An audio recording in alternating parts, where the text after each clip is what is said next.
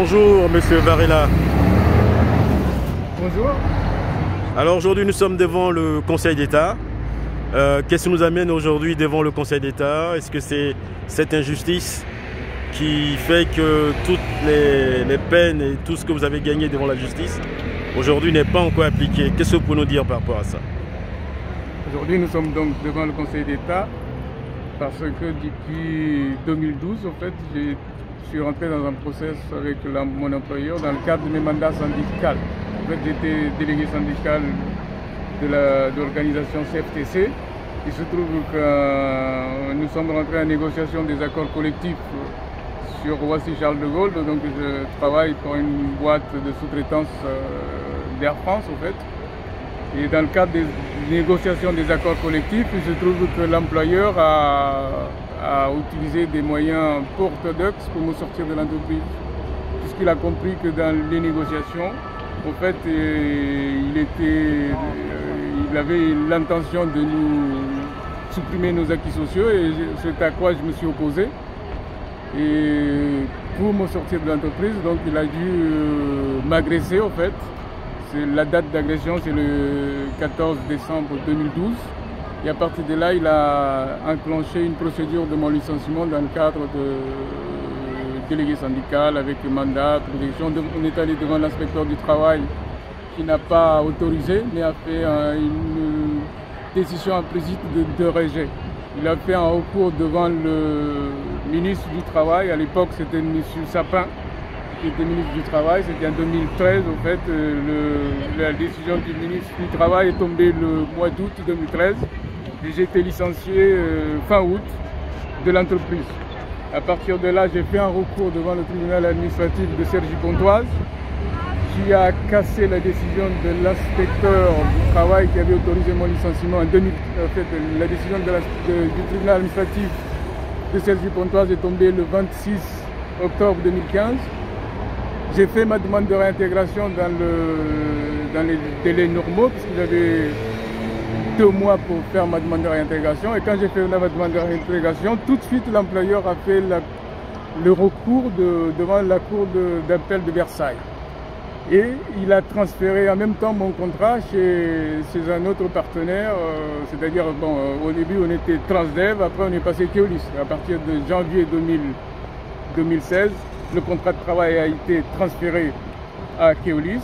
Il se trouve que ma réintégration, en fait, du fait de ces 2 années de licenciement illégal, n'a pas été prise en compte par la société Transdev.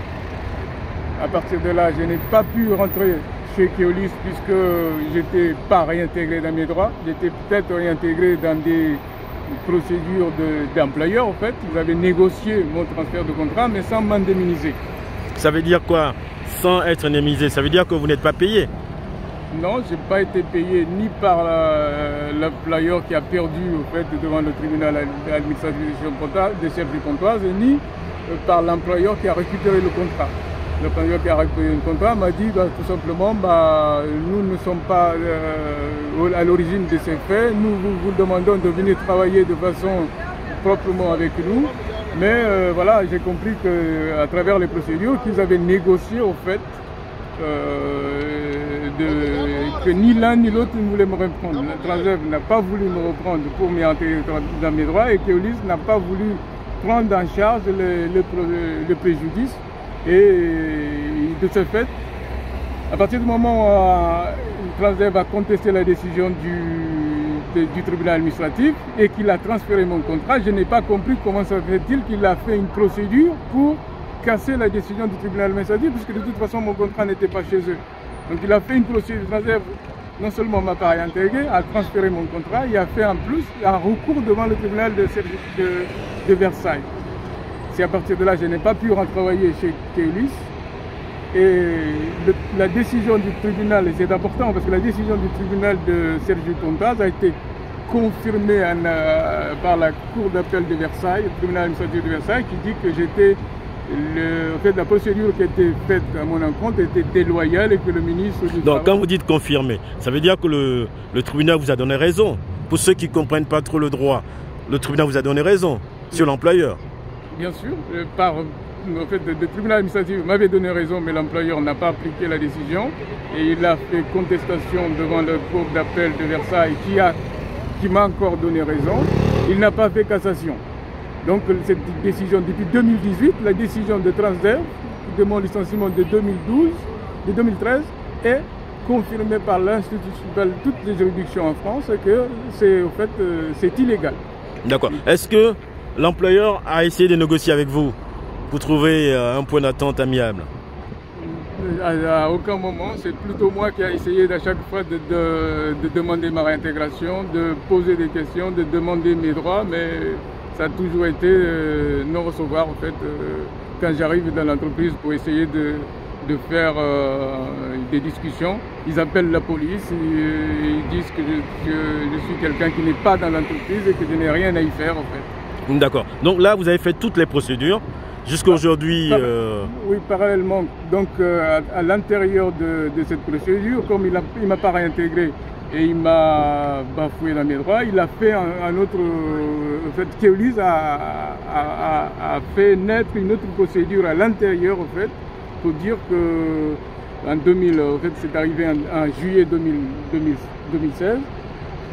Keolis m'a convoqué pour me dire, puisque vous n'êtes pas revenu travailler, nous allons enclencher une procédure de votre licenciement. Et Keolis a engagé une autre procédure de licenciement malgré que j'avais déjà une procédure qui était devant les tribunaux. Keolis a fait naître une nouvelle procédure qui est allée devant le tribunal administratif de Mélan qui m'a donné tort, en fait a donné raison à la requête de Keolis, puisque l'inspectrice du travail avait pris une décision illégale d'autoriser mon licenciement de l'entreprise de Mélan en fait.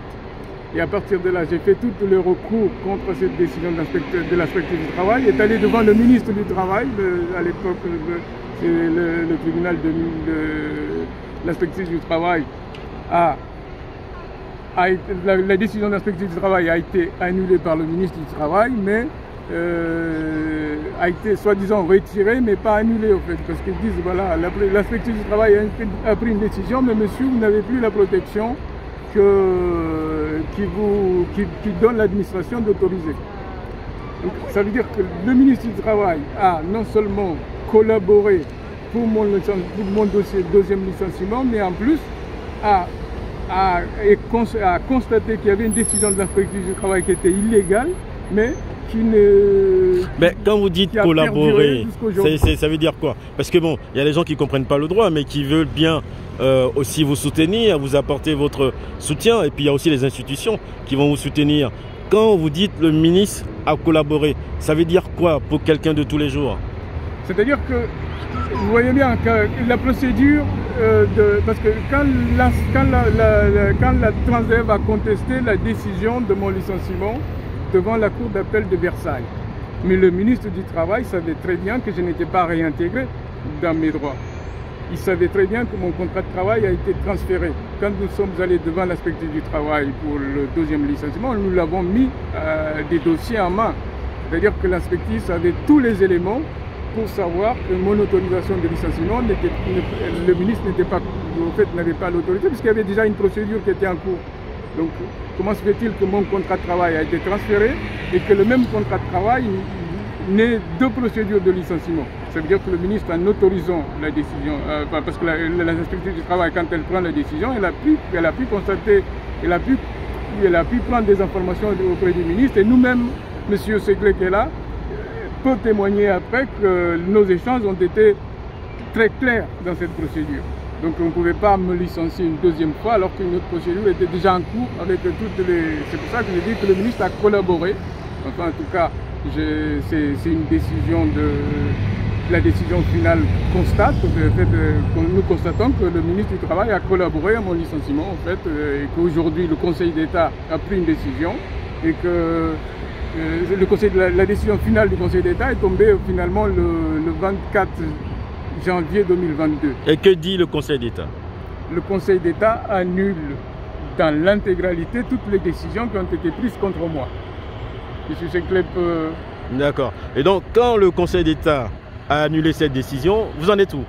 Aujourd'hui, je me bats au niveau du ministère du Travail. J'ai envoyé des courriers, j'ai des contacts, j'appelle, tout ça, mais c'est-à-dire que les dossiers montent dans l'administration et je ne suis toujours pas réintégré dans mes droits et les décisions de justice du Conseil d'État n'est toujours pas appliquées au fait. Donc vous voulez dire que depuis 15 ans que la procédure dure, vous n'avez eu aucune indemnisation?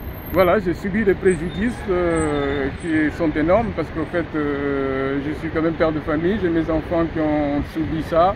Moi, j'ai lutté de façon à ma façon, mais je sais que ma famille prend beaucoup un souffle, en fait. C'est quelque chose, c'est des choses, en fait, que même avec la décision finale, nous allons jamais rétablir, en fait, le temps perdu et surtout les préjudices subis.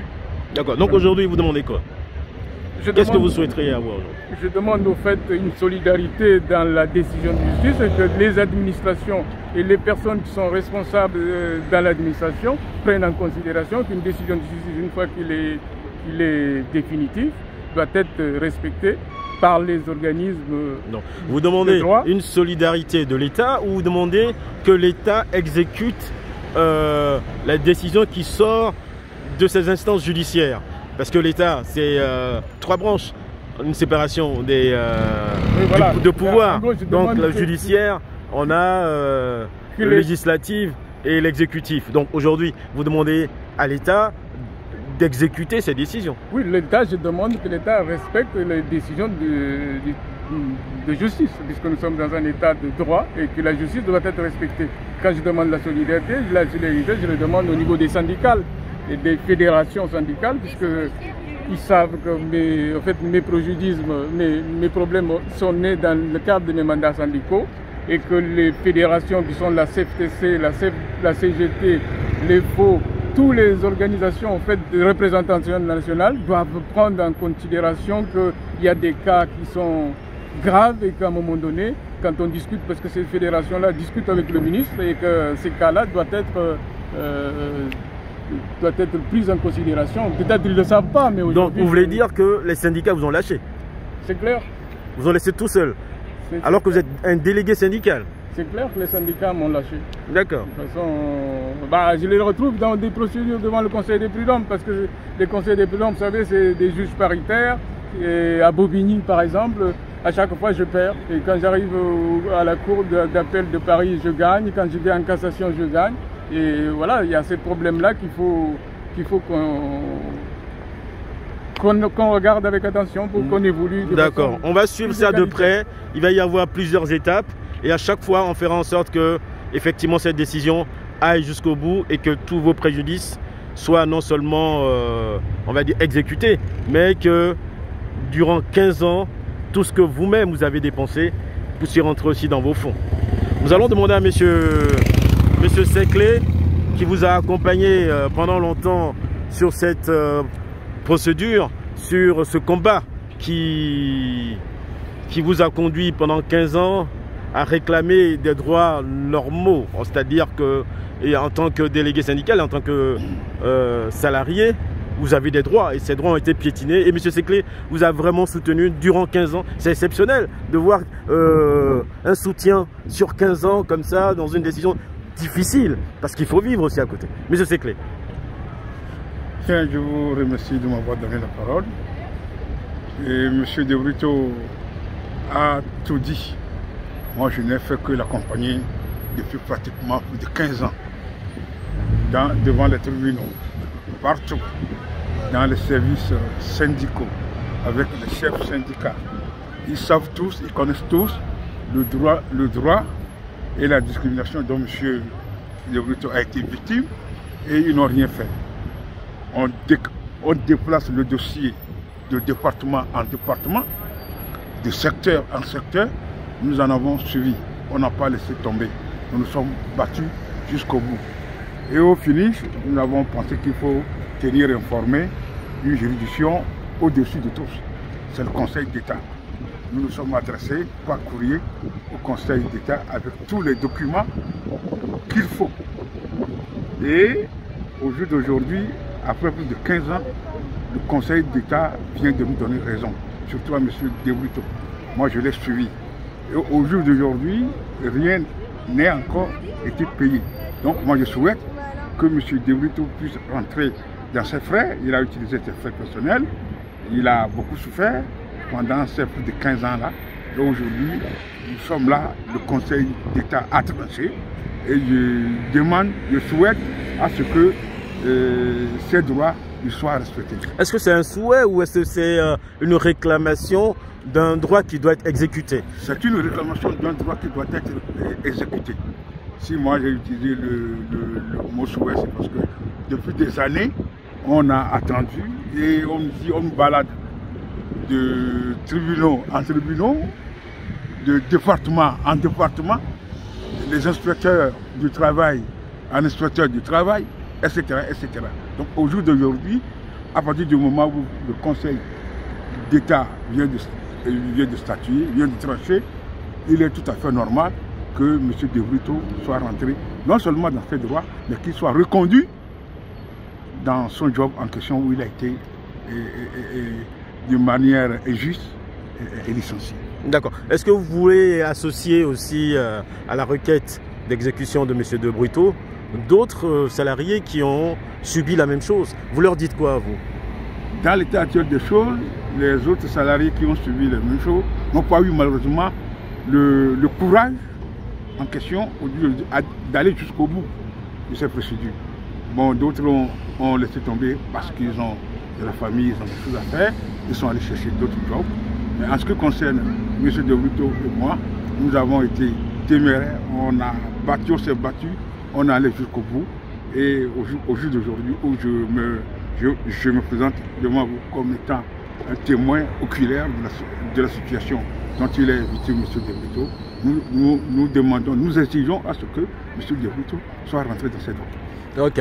Merci M. Seclet, merci pour votre courage, merci pour le soutien que vous avez apporté à M. De Brito.